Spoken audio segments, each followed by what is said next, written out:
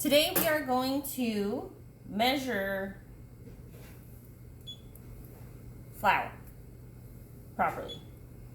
So here's my scale. Now it reads 0.0 ounces. I have a bowl that it's tared to 0. And then we are going to scoop some flour and see how much it weighs. So a lot of people have inconsistencies in their baking because baking is more like a chemistry reaction versus cooking, which is very kind of shoot from the hip, do what you want. There's not like any major consequences if you put a little too much of this or a little too not enough of that or whatever, you know.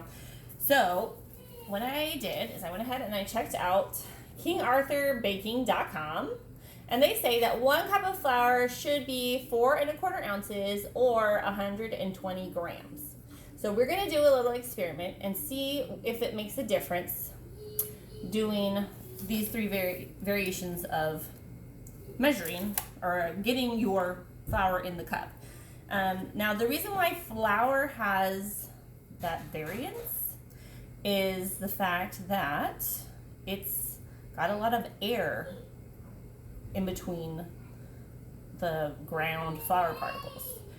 Now if you're measuring sugar or a crystallized like salt something ingredient, you don't have to worry about the air really affecting it. Okay, so I just scooped out flour with my spatula. It's now here in my cup.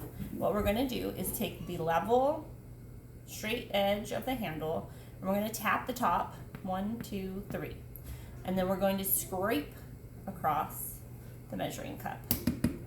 Okay, now this is how I was taught to measure flour when you don't have a scale when I went to culinary school. So we're going to see how much it weighs. I've never actually done this before, so I'm finding out right along with you guys. Now, that is giving me a reading of 4.8 ounces. So I'm going to write that down, which that's like 4.5 ounces because, right? I don't know. We'll see. 4.8 ounces. Well, over a half. Okay. Now I'm going to take this and just dump it back in my flour container.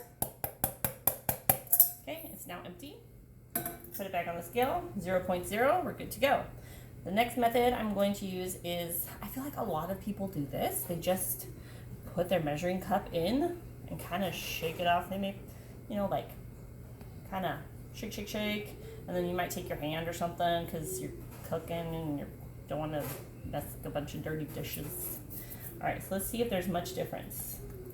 Oh yeah, we have 5.1. So a scoop and shake gives you 5.1 ounces versus the 4.8 ounces of the spoon and level, which is a lot closer to an actual what a cup should look like. All right, we're gonna do this one more time.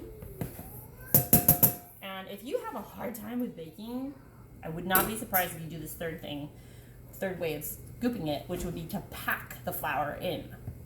So if I scoop, and then instead of like shaking it off, just like shaking my measuring cup, but I actually take my hand and press down into the measuring cup and then scrape it off the top. Still looks like a measuring cup full of flour. That gives you 5.7 ounces. So that is a significant amount. 7 ounces.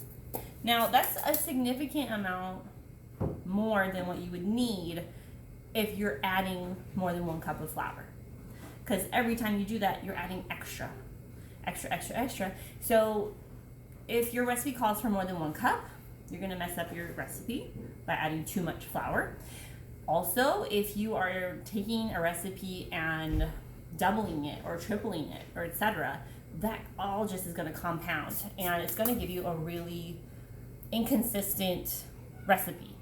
So just a heads up, proper way to measure flour to get it closest to that true 1 cup measurement is to scoop lightly into your measuring cup, tap the measuring cup so it kind of settles in there, and then scrape with the handle. Okay? let me know if that helps. And if you have any questions, please comment below. New channel, so give me a subscribe and a like if you can. All right, have a good day.